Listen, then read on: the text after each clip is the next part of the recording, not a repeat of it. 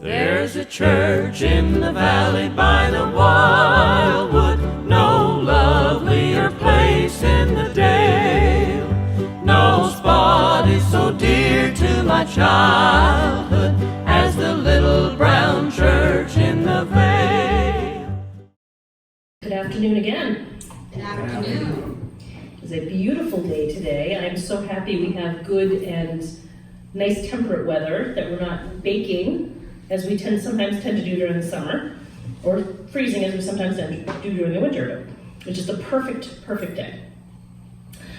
So I had asked Spirit before I came what we should talk about this week, because usually I say it's not my decision. It's their decision. No matter what I decide, we're doing what they want. So they've been pretty clear this week with me. I've had usually it's a recurring theme that keeps coming up, and it's kind of my 2x4 over the head saying, this is what you should talk about. And this week they really wanted to talk about a world of cooperation versus a world of competition. This started when, probably last week I think, I was watching a series on Gaia with Greg Braden, and he's phenomenal. And it's, I don't even remember the name of it. I'll think of it later if anyone wants to know what it was. But this particular episode, he was talking about the world and how it's changing as we go into the new millennia, if you will. And the structures and the infrastructures that we have set up in this country and in other countries around the world really haven't changed a lot in over 100 years. A lot of the infrastructure was started in the 1800s.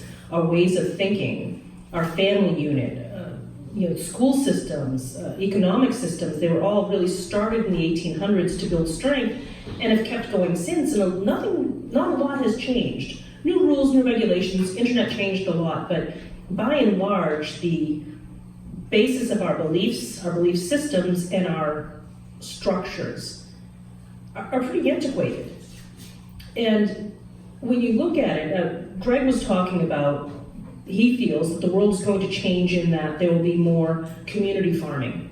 There will be more sustainable living. Because the way we're going now isn't sustainable, and that in itself is kind of self-evident. If it's not sustainable, that means it runs out, and that's bad for us. So more and more, you're seeing an awakening happening, dawning. We had the 70s with the whole, 60s rather, the free love and the hippie movement where everyone was really into the embrace peace. And some may say it's successful, some may say it's not, but the Vietnam War did end, for good or for bad, for whatever may have happened, and I'll leave that. But the fact that there was a huge movement for peace and peace came about, that's my focus here, not on the merits of the war itself. I'm a veteran myself. But we look at, if enough people want something badly enough, they say, well, why are children killed and why are the people starving all around the world? And Spirit would say, why do you allow it? It's us. We are the embodiment of God. If you don't want people starving and if you don't want wars, why do you allow it? Maybe not us individually. I don't have a lot to say. The government, call Donald. He's not going to listen to me when I say no. But as a group, as a collective, so what can we do? We can live cooperatively. We can help each other and work towards helping each other. I'm not talking about socialism. I've studied that. It works on paper. It doesn't work so well in real life. What I'm talking about is a group of community, people that care about each other genuinely. We've talked about there's two choices, fear and love. This falls right into line with that. If you live a life of fear, then you live in the old confines of, do them before they do you. There's only so much out there. You got to make sure you take care of it. Look out for number one. Money doesn't grow on trees. I'm not talking about being impractical, but I'm talking about the fact that so many of us have built up this wall of lack, of fear, reactivity, making sure that I'm taken care of, looking around every corner for a demon or someone who's going to fight me, that we set everyone else back to protect ourselves. There's a difference between having personal space and keeping everyone else at arm's length. And that becomes a problem when we look at things like the sustainability issue. Because what you do does affect other people. What other people do affects you. When there's no more breathable air, that affects all of us. When there's no more clean water, that affects all of us. When there's no more ground that is able to be used for growing, that affects all of us. These are very social issues, and as an individual people, there's only so much that we can do. So I'm not putting the burden on everyone to go out and fix the world tomorrow. Not realistic. More realistic to take it into smaller chunks. Choose to live in love. Choose to give people the benefit of the doubt. Now, if someone has proven over and over again that they are going to hurt you, you don't have to allow that. You can choose not to participate in that. But you don't have to assume that everyone is out to get you. You don't have to assume that everyone is innately bad and horrible.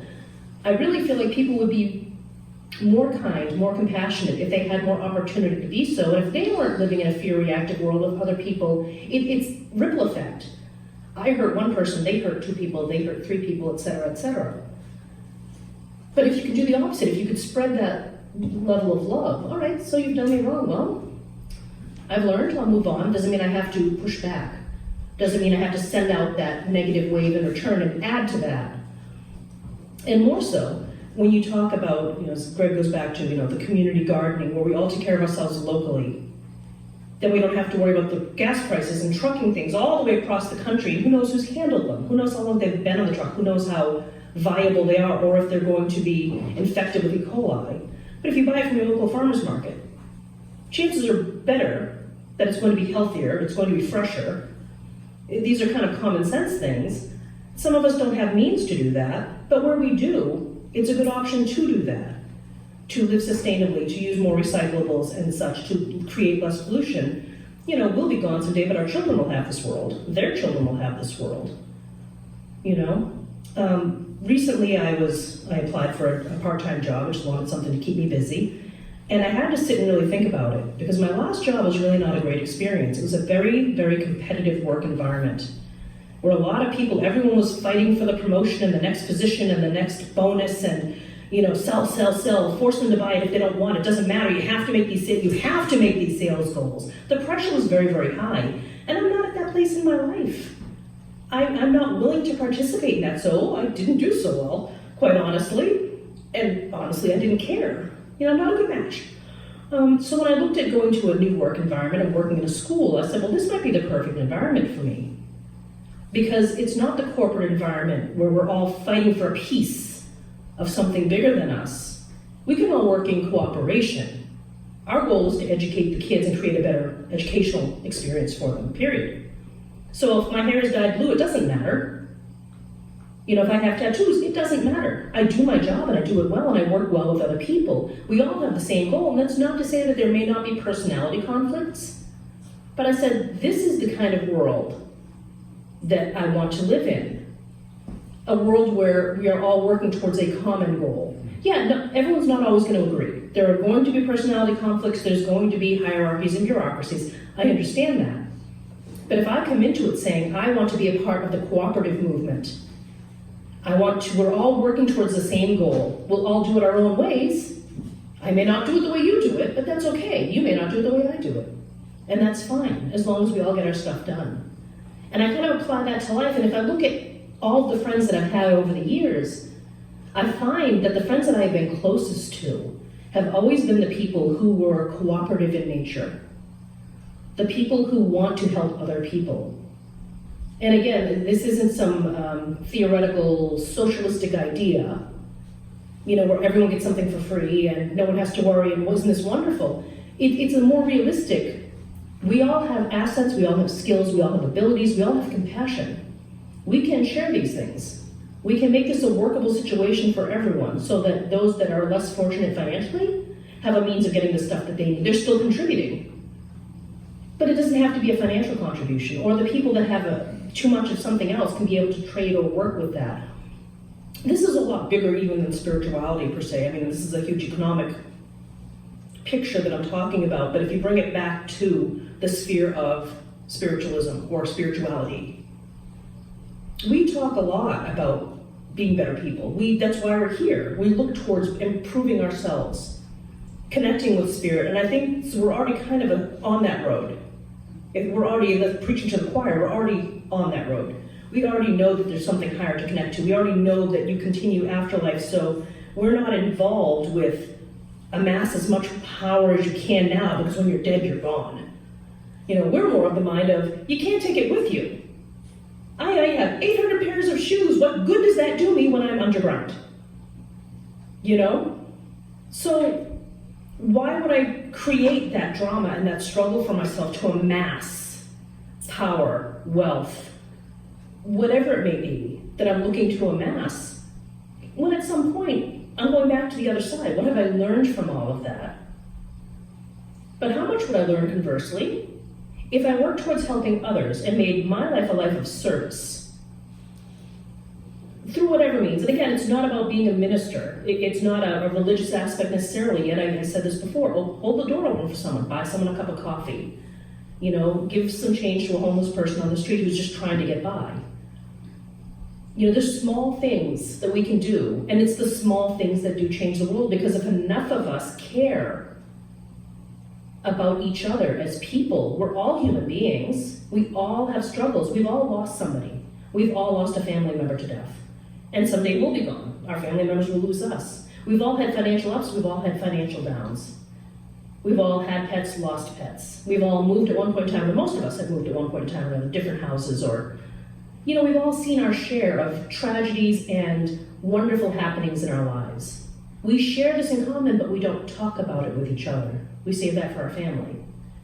And maybe that's appropriate. But everyone has a story. Just because you don't know it doesn't mean that it doesn't exist. And so the homeless person on the street might have been a CEO at one point in time. You don't know. It's not, as the public media would say, that they're lazy and drug addicts. The place that I worked last, we had a homeless guy that would wander in all the time. Sweet guy. Used to be a broker. Big money. Don't know what happened in his life that brought him to where he was then. But he was a sweet human being.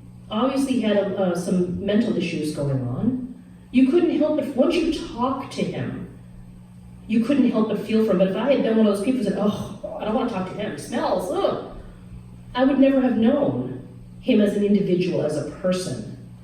You know, and I always say, there but for the grace of God, any of those people could be one of us. We could have lost our job, had $100,000 in medical bills that bankrupted us and put us out in the street.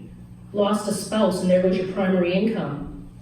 You know, children died in a car accident. You spent your entire life savings to fight the people that hit them, to try to get some sort of retribution, and it never came out.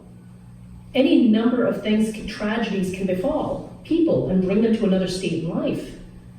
But if we live in more cooperative mindset, in whatever form that takes. I work with a couple of charities working to bring showers to the homeless. Eventually, I'd love to build a tiny home community for the homeless. We live in a day and age where there's no need. We have enough food in the world. The idea that there's not enough food is ridiculous. There is enough food for everyone, and a lot of it ends up going bad. It's the distribution systems, having farms here and people here in any country. It's a recipe for disaster. It's a great government bureaucracy, because between the taxes, the tariffs, the tolls, the fees, the gasoline, a lot of industries are kept going by this. But it doesn't change the fact that the food is here and the people are here. Economically, it works. Realistically, it doesn't. So I'd like to see a future where people are more conscious. And if you live in an apartment, you can't have a garden. I get that. You know, there's only so much any individual can do.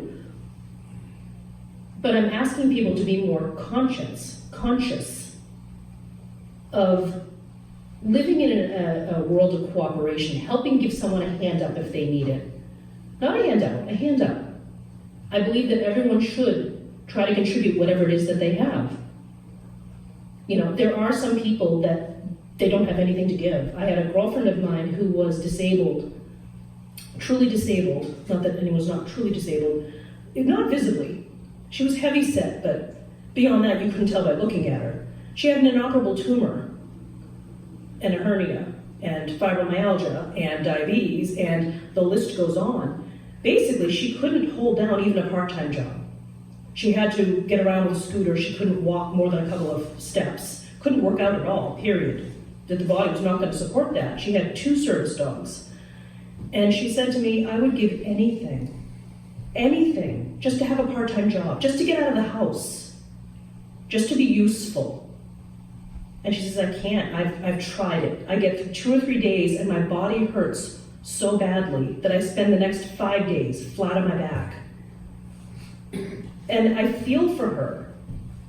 You know, there's so many people that want to contribute more, and you know that you're sick, you know that you're disabled, you know that you are in some way impaired when you want so badly nothing more than just to have a job. Just to be able to get out in society. Just to be able to see people and not be stuck as a prisoner in your own home or in your own body. You know, reach out. If you have friends like that, reach out to them. Even a call once a week. You know, again, I'm not asking everyone to be a saint. You can't yourself single-handedly lift everyone from their position, from their situation or their circumstances. But there's compassion to be had. You know, give them, are you okay? Just calling to check on you. I know that if I call you, it's going to be an hour conversation because you are so starved for adult conversation, and that's okay. I've got an hour to spare. You know, everyone needs that. We are lacking human contact. We've gotten so into our cell phones and our technology. We've gotten away from, are you okay? I know you plaster the smile on your face and you say, I'm okay, but your body tells me you're not okay. You know, maybe you don't want to talk about it now, but I'm here to listen if you do. And I do want to share something with you that a girlfriend of mine had posted recently, and I found it to be very profound, and if you don't, I apologize. I thought it was wonderful. It's a good friend of mine who was the wife of someone I went to high school with who passed away last year.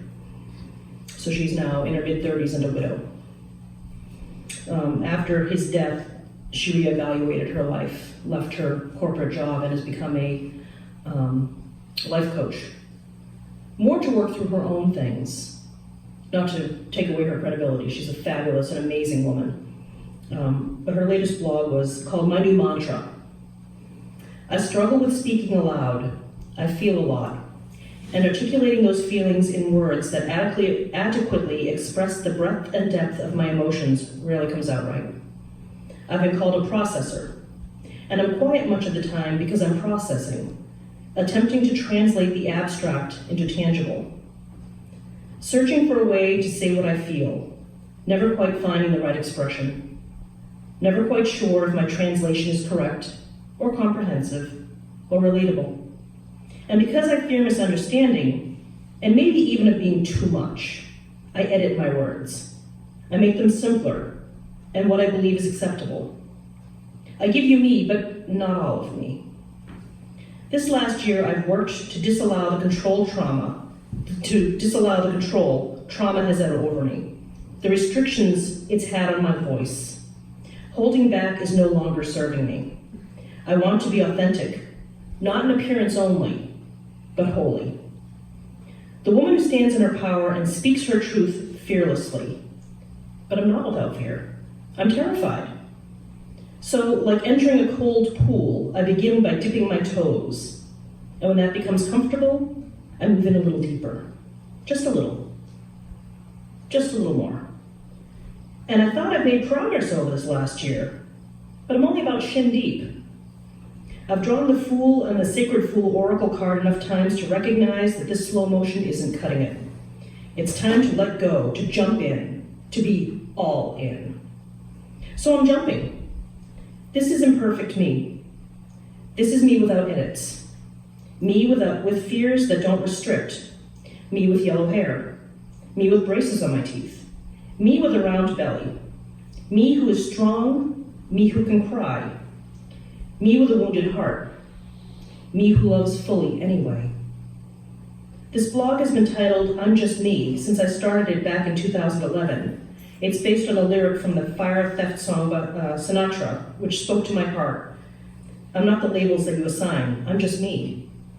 For years this has been my mantra, but today I realize it's not quite right. Because today I take umbrage with the word just. There is no qualifier for who I am. I am me. And it's enough. I wrote to her and told her how much I loved her writing. I said, because by being your authentic self, raw and vulnerable, and just putting yourself out there, you've given other people permission to stand up and say, I feel that way too. And this is about cooperation, because all of us have learned to plaster the I'm fine smile on. How are you? I'm fine. When that's not always true. And sometimes it's all we can do to hold it together while we're in public, while we're at work, while we're out, while we're not alone. I give her a lot of credit for coming out and saying, I'm terrified, but I'm just trying to make it. It's that sense of vulnerability that lends to that compassion that ties together the cooperation. I'm going somewhere with this, Spirit, help me out here. It's all related somehow in my mind, and I can't tell you how, but it's there. That idea that we can be who we are and authentic and not have to put on a face, the corporate face, the public face, the face that we show everyone every day. Why can't we just be ourselves and who we truly are? I like painting. Why can't I just say I like painting? Why do I have to be a six-figure earning woman who drives a sports car? Why do I have to be a size 2? Why do I have to say I'm not a grandmother? I'm not that old. What difference does it make?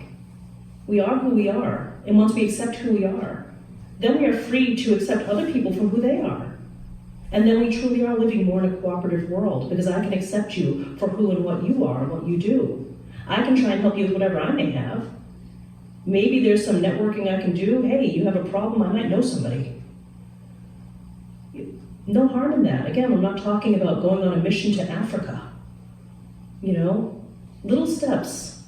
Allow yourself to be vulnerable, allow yourself to be who you are, and recognize that everyone's doing the best that they can.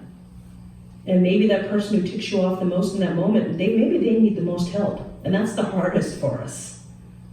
When someone ticks you off, not to just want to walk away from and say, you're on your own. I struggle with that, I will admit. We have the ability to do this. We have the ability to be so much more than we are. And this isn't a judgment. It's not saying you're not doing enough, because Lord knows, we don't need any more obligations. It's not about being obligated. It's about being true to who you are. So if you feel passionate about something, do it. Don't let anyone else tell you, well, you really shouldn't do that. That's a waste of time. Don't do that. There's just, I don't know, I feel like there's, when they say there's starvation in the world, why do you allow it? It's like, well, there's not a lot I personally can do. Not rolling in money, can't fly the food over myself. But maybe I can help out in my community. Maybe I can just be a good person to the people around me, and if I affect enough people will be affected that the change happens and it starts spreading. I think that's the point of it. That's really all you can do. None of us has the magic wand that will end starvation, that will end poverty, that will end war, that will end any of these things. I feel like it's more, kind of like a Star Wars, the dark side versus the light side, and if enough of us can tip the scale, maybe it will affect changes. I feel like it will. I'm sorry that I rattled on. There's a lot of thoughts that they've been spinning around in my head, and up here it works. Here not so much, but up here it works. So I'll leave you with those concepts, as vague as they are. Feel free to be your authentic self, unabashedly, unashamedly. Be who you are, love what you love, do what you do, and when you can share that with others, please do. And I'll leave it at that. Thank you. Thank you.